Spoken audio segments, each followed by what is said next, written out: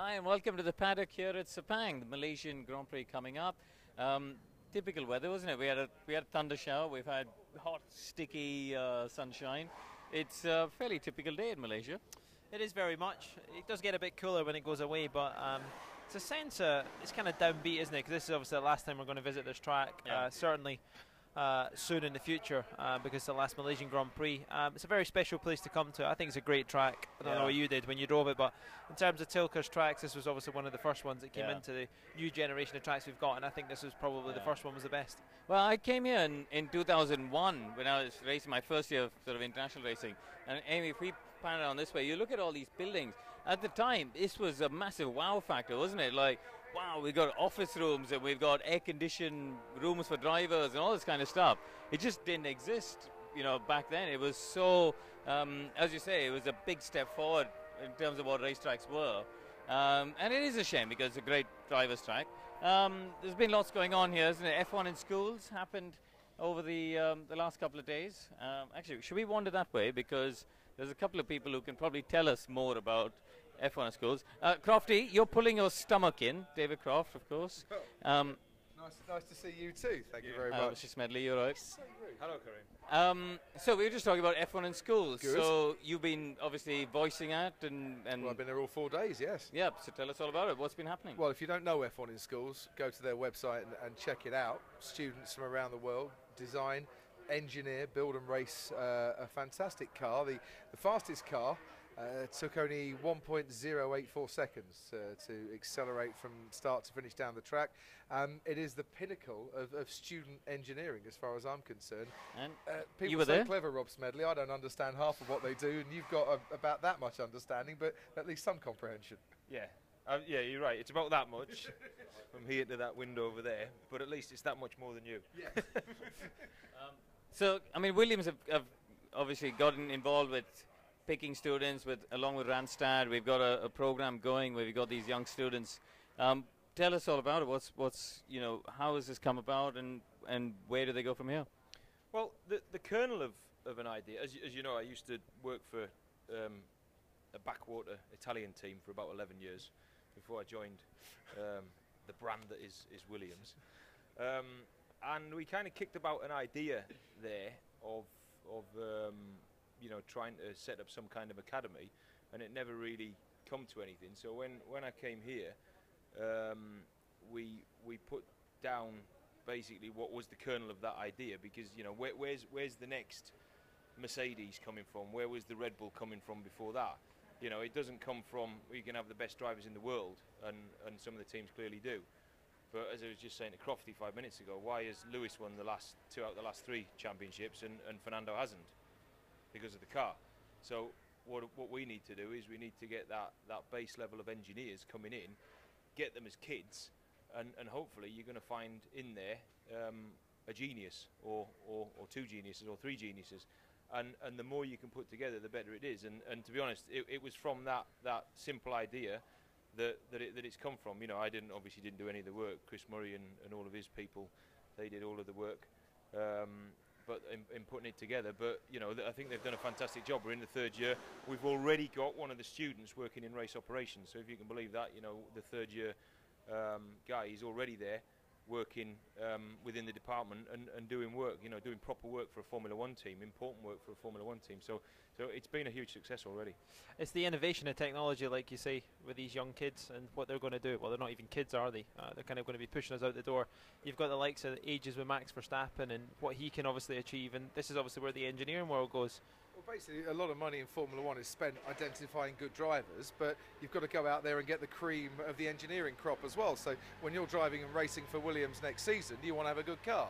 Well, with the Williams Randstad Engineering Academy, when I get you this Williams seat, Paul, because I'm still your manager and it's still going to happen, we know that you're going to get the best young talent out there coming and working for Williams and designing you a race-winning car.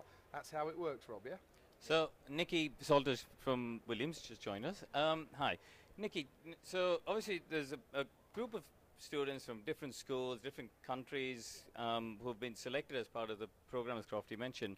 So what's the next step for them? Because this is, from a HR standpoint, this is an important program for you at Williams, isn't it? Absolutely. I think Rob's summed it up very well. It's all about growing our next generation, and I think giving opportunities like F1 in schools is a great way to get young people interested in engineering, getting them to understand that it's not just about how we make the cars and build the cars, but there's a whole lot that goes into it in the background. But I think what's great is the fact that it's energising them to want careers in F1, and I think the platform that we can give them through the academy is the opportunity to get involved, to get some work experience where we can.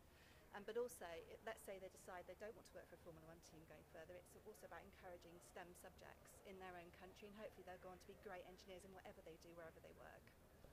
Obviously, Williams, from advanced engineering standpoint now, not just a Formula 1 team. You know, there's various opportunities within the group itself. Rob, I mean, what did you get out of it yesterday?